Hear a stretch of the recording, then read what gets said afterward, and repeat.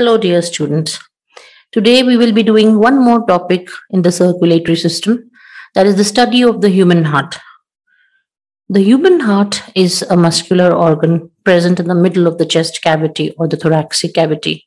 It beats at a rate of 72 to 80 beats per minute, and it is this beating of the heart which circulates the blood in the entire body. This human heart is present in a cavity called as the thoracic cavity. This cavity is externally protected by ribs, and internally it bears the lungs and the heart. The heart is present in the middle of the two lungs, tilted on the left side. It is at the lower portion, bounded by the diaphragm. So it is present above diaphragm in the middle of the two lungs, tilted on the left side.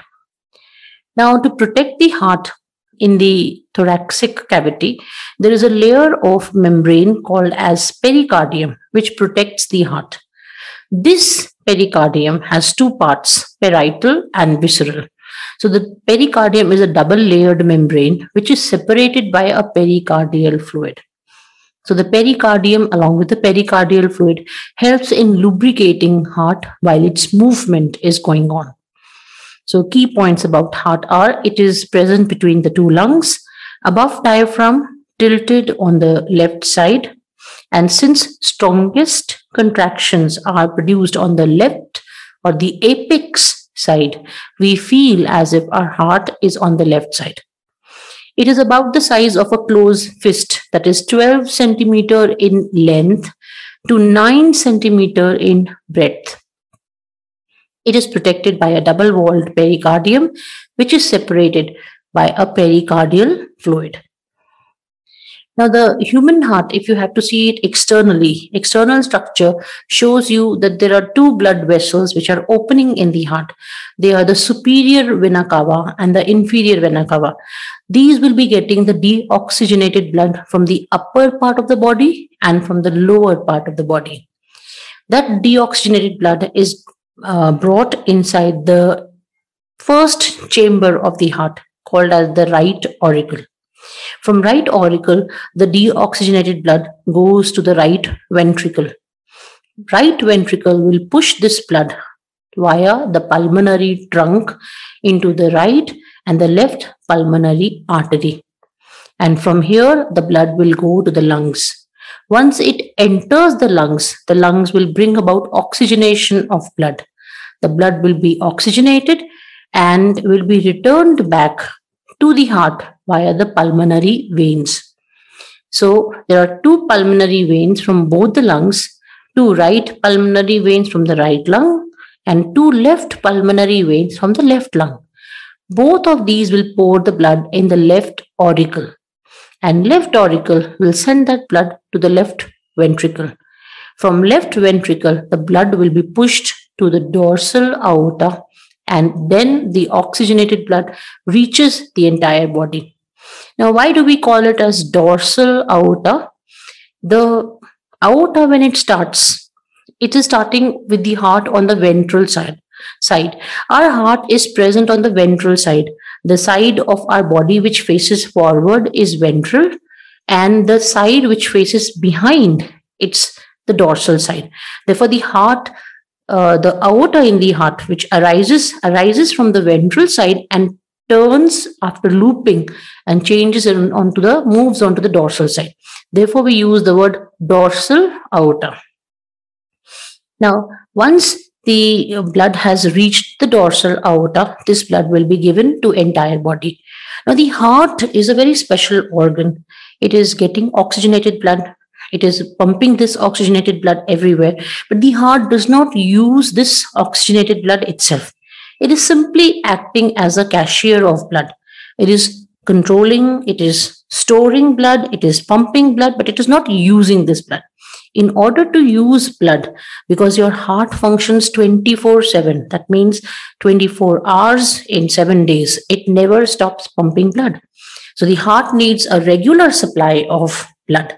So in order to give the supply of blood, the dorsal aorta will be producing two coronary arteries, which will be supplying oxygenated blood to the heart muscles. and the deoxygenated blood from the heart is removed by coronary vein, which will enter into the vena cava, and then the deoxygenated blood will be sent towards the right side of the body. So the right part of your heart has only deoxygenated, and the left side of the heart has only oxygenated blood. There is one more structure which is of importance here. It is called ligamentum arteriosum. Now, this structure is not important in an adult, but in a fetus, while it is still developing inside its mother's womb, this structure is of immense importance. It connects the pulmonary trunk with the aortic arch. That means the blood, instead of going to the lungs for oxygenation, will directly go to the aorta and then to the entire body. It bypasses the lungs. What is the need for this at that time? In a fetus, the lungs are muscular bags which are collapsed. They are non-functional. They only function after birth of a child. So the blood directly avoids the passage of the lungs and goes to the aorta and to the entire body. The blood is not oxygenated in the lungs, but instead it is oxygenated in a structure called placenta, with which the fetus is attached to the mother's womb. So this structure is of importance in case of a developing fetus. Now, you must remember that there are two coronary arteries which will provide oxygenated blood to the heart muscles. The heart has to function 24/7. So for this, it requires a good supply of oxygen that is provided by coronary arteries. And the deoxygenated blood from the heart muscles is removed by the coronary veins. So there are two coronary veins. They are subdivided into other parts, but there are two coronary arteries and two coronary veins. Now, internally, if you were to see, and the structure of the heart, there are four chambers in the heart, two on the right side and two on the left side. The chambers on the right side are called as right auricle and right ventricle, and the chambers on the left side are called as left auricle and left ventricle. These four chambers are separated from each other by a septum. The auricles are separated from each other by a septum. The ventricles are separated from each other by a septum. The septum is also called as interauricular ventricular septum. Now, the entire body's blood has to come, the deoxygenated blood has to come into the right auricle. From here, the blood has to go to the right ventricle. So there is a valve which is present at this junction. This valve is called as the tricuspid valve. So the tricuspid valve is present at the junction of right auricle and right ventricle. And at the junction of the left auricle and left ventricle, we have a valve which is called as a bicuspid valve. The bicuspid and the tricuspid valve have got flaps like lids which close and open. These are held in position with certain fibers called as chordae tendineae. These fibers are attached to the ventricular wall by muscles called as papillary muscles.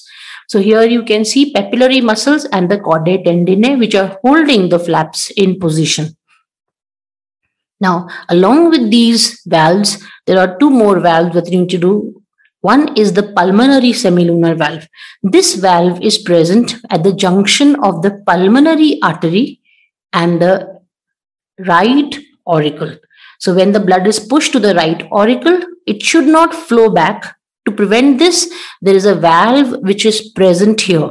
It is called as the pulmonary semilunar valve. And same way, when the blood is pushed to the aorta by the left ventricle, there is a valve which is present here. That valve is called as the aortic semilunar valve. So the semilunar valves are present at the base of the pulmonary artery. This is called as the pulmonary semilunar valve, or at the base of the aorta, it is called as the aortic semilunar valve. So these are the four heart valves. You have the tricuspid valve separating the right auricle and right ventricle. You have the bicuspid valve separating the left auricle and left ventricle. You have the aortic semilunar valve, which will separate the left ventricle and the aorta, and the pulmonary semilunar valve, which will separate the right ventricle and the pulmonary artery. So this is how the heart valves open and close, and this is how the chordae tendineae and the papillary muscles keep these flaps in their own position. So you can see the tricuspid valve, the bicuspid valve, and the pulmonary semilunar valves in this particular diagram. Now, if you were to see the internal structure of heart and how the blood flows in what direction, for that you need to remember that there are 4 chambers which are going to control the blood flow. And how do these chambers control? The entire body's deoxygenated blood comes in the superior vena cava. It is also called as the anterior vena cava. It is also called as the precaval. And here it carries blood from the upper part of the body, the head, the shoulders.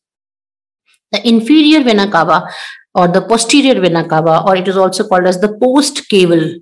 This carries the blood from the lower part of the body, that means your legs, your abdominal region, and it pours the blood into the right auricle. From right auricle, the blood goes via the tricuspid valve into the right ventricle. From right ventricle via the semilunar valve of the pulmonary artery, the blood goes to the right and left pulmonary artery via this pulmonary trunk. So you have the deoxygenated blood reaching the lungs for oxygenation. Once the blood is oxygenated, then after oxygenation, the blood comes through the pulmonary veins. There are 4 pulmonary veins into the left auricle. This left auricle will push the blood to the left ventricle via the bicuspid or the mitral valve. And from here, the left ventricle will contract and push the blood to the aorta via the semilunar valves of the aorta. So the blood now reaches the entire body via the dorsal aorta or the aorta. So the oxygenated blood goes to the body tissues, there it becomes deoxygenated and again comes via the vena cava to the right side of the heart. So the right side of the heart has only deoxygenated blood. The left side of the heart has got oxygenated blood. So if you were to see the flow of oxygenated blood, the right pulmonary vein and the left pulmonary veins will carry the oxygenated blood to the left auricle. From left auricle via the bicuspid or mitral valve, the blood goes into the left ventricle. From left ventricle via the semilunar valve, the blood will be semilunar valve of aorta. The blood will be going to the dorsal aorta and to the entire body to give oxygen to the various tissues. This blood will become deoxygenated and will come into the heart again via the superior vena cava and the inferior vena cava. And this blood now goes into your right auricle. From right auricle via the tricuspid valve, the blood will now go into the right ventricle. From right ventricle via the pulmonary semilunar valve, it will go to the pulmonary artery, which will carry it to the lungs for oxygenation. So this cycle of movement of oxygenated and deoxygenated blood will be carried out. And this is repeated roughly 72 to 80 beat times in a minute. So our heart roughly beats around 72 to 80 times per minute. And during entire beating, the blood is transferred to the lungs and back to the heart, to the body and back to the heart. So we will be doing about the circulation of blood and the heartbeat and how the heartbeat is caused later on. But here we only did the general structure of the heart and how the blood flows in the heart. So I hope you must have understood it all. We will carry on with the further topics in the next videos. So thank you very much and God bless you all.